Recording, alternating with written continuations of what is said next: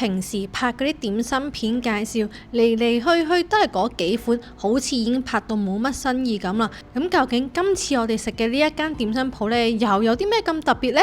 你哋又估唔估到呢？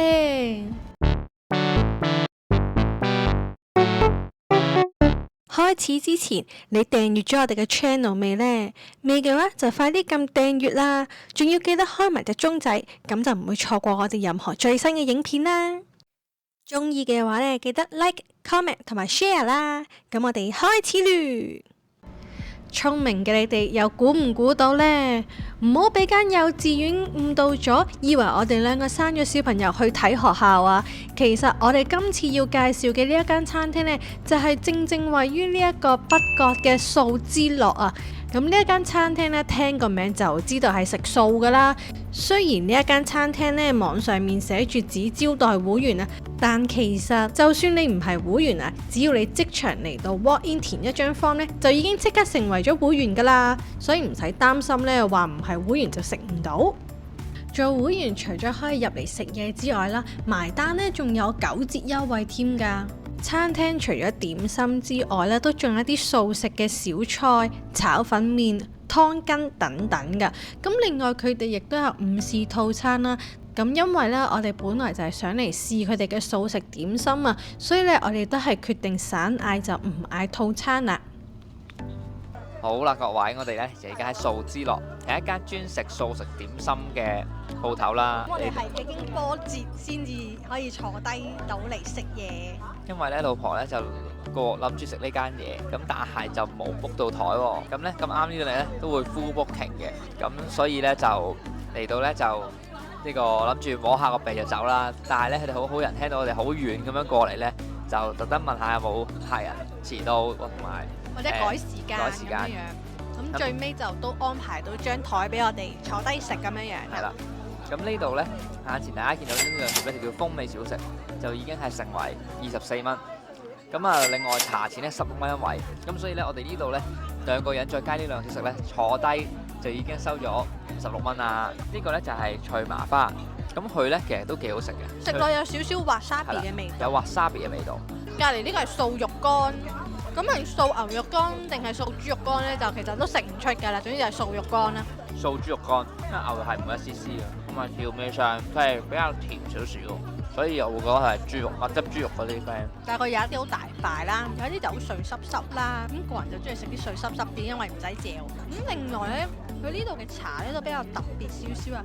佢係冇得揀嗰啲咩普洱啊、鐵觀音啊嗰啲。咁呢，佢呢其實呢就係一個八寶茶嚟㗎，但係佢又有得俾我哋洗餐具喎。正常你都係攞啲喺普通酒樓都係攞滾水洗餐具。咁但係呢度咧攞啲八寶茶嚟洗餐具，我覺得就有少少新奇啦。咁同埋八寶茶呢，其實我哋兩公婆都唔係特別中意飲嘅。咁但係佢貌似冇其他茶，咁我哋都照飲啦。咁所以呢，佢16蚊一位茶錢咁貴都係有原因，因為佢唔係用翻啲普通嘅普洱茶葉，而係八寶茶。咁我哋就等嘢食嚟啦，陣間再同大家介紹。A few moments later。好啦，第一個嚟呢，就係出乎意料嘅蜜汁脆鱔啦，因為呢，我會以為廚點呢係要即刻整啦，應該要等最耐啦，但係唔係，佢第一碟到。比想像中好大碟好多。好啦，試一試先。佢入邊係菇嚟嘅，後尾就冇鱔嗰啲一絲絲嘅質感啦。再準確啲講呢，其實係鮮冬菇呢個形狀點整出嚟呢？就係挖咗中間個頂，跟住再切一刀，就變咗咁嘅 C 字形狀啦。但我覺得佢酸得滯，稍微酸得滯。係咯，哇！叫蜜汁脆鱔喎，點解會落酸嘅？落錯咗啊？唔知咧，唔知啊，總之我覺得咧，呢個係陳醋脆鱔啦。但係佢都炸得好脆口嘅。我完全食唔到蜜汁嘅味道，即係咧，如果我唔睇呢個餐牌咧，我真係會覺得呢個係糖醋。咁但係佢而家餐牌寫蜜汁脆鱔，咁呢個就素蝦餃啦，咁得3粒嘅啫，咁就30蚊。咁啊，入邊應該就係素蝦啦，係嘛？試一試個素蝦啦。素蝦應該就係蒟蒻，入邊除咗蒟蒻蝦之外咧，我仲食到有馬蹄定係薑粒啊嗰啲係。係咯，有薑。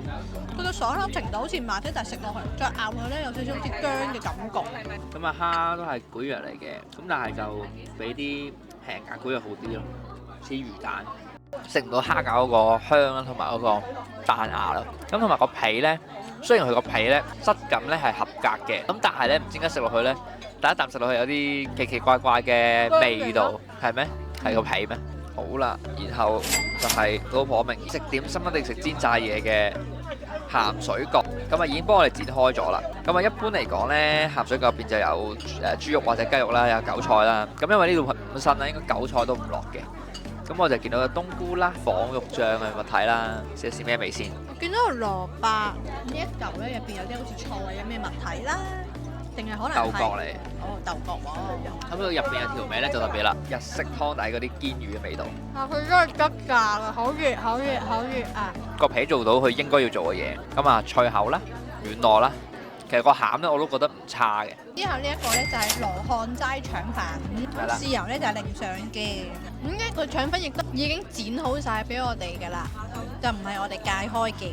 咁呢個都係叫做最傳統嘅素食啦，羅漢齋腸。所以入邊都係得菇，竹身唔知有冇咧？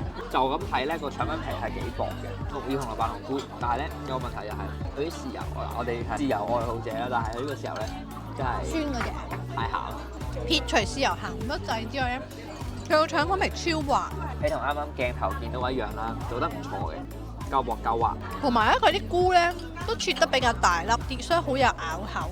但我如果覺得呢個價位冇竹身就好似貴咗啲39蚊，咁所以係貴嘅呢個。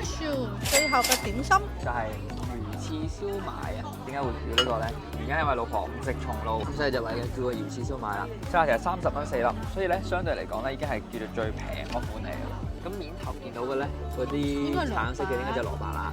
咁就見到有一兩條素翅。唔係喎，食落唔係蘿蔔，有啲蓮蓉包嗰啲味。蓮蓉嚟嘅，鹹蓮蓉咯係。入邊一絲絲㗎。入邊係素肉嚟嘅，再加埋咧啱啱蝦餃嗰啲素蝦咁樣，咁但係咧佢主要嘅味道都係源於素肉。嘅調味咧稍為偏鹹咗少少。因為咧，我覺得佢嗰啲素肉應該係已經整好㗎嘛，已經調咗味㗎啦，咁就再加咗落去粒燒賣入邊，咁所以咧個調味會比一般燒賣就鹹少少。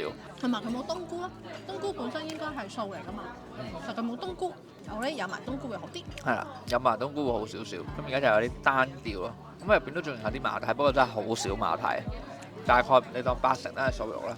咁我哋咁多款咧都介紹完啦，俾我感覺咧呢度啲嘢係精緻嘅，咁但係味道上面嚟講咧都仲係稍顯不足嘅。最好食咧反而我會覺得係鹹水角，但係手藝做得最好咧就係嗰個腸粉皮。所以咧建議大家嚟呢度食咧都係食腸粉啦，同埋呢個炸物會比較好。精點咧雖然有好多人吹捧啊，但係至少我哋食到啲要用手工整嘅精點咧，感覺上都唔係話太過好咁啊！大家其實咧都可以點下廚點嘅。咁呢個蜜汁脆鱔咧，雖然係我唔知係咪落咗調味料啊，定改錯名啦。咁但係咧佢整出嚟咧係唔錯嘅。大家見到呢個咧就係佢送嘅甜品啊，咁係馬豆糕嚟嘅，今日係。咁啊個人其實對馬豆糕就麻麻地。好削啊！好上咩？好老實喎。一夾就爛喎，咁叫實咩？佢一咬就已經係粉粉，係好粉爛開晒。因為我就糊仔咁樣嘅質感。我就好少食馬豆糕，所以我都唔知呢個質感正唔正常。即係啲豆咧係比較硬身嘅，唔係話浸到腍嗰隻。雖然話同一般嘅口感唔同啦，但係我都覺得叫做可以接受，即係其實幾好食咁樣咯。老婆覺得咧，味道可以嘅，但個質感如果濕啲會開心啲咯。就係咁。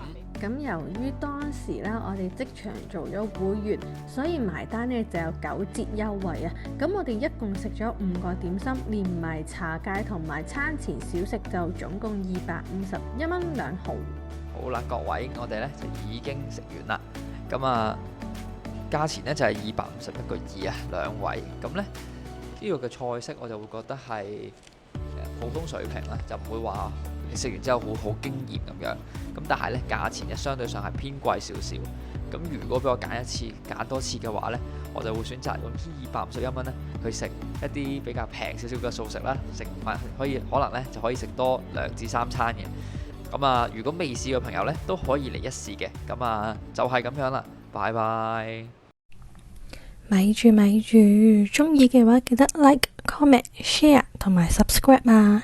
仲有 follow 埋我哋嘅 Instagram 去掌握我哋最新嘅飲食資訊啦！快啲撳掣啦！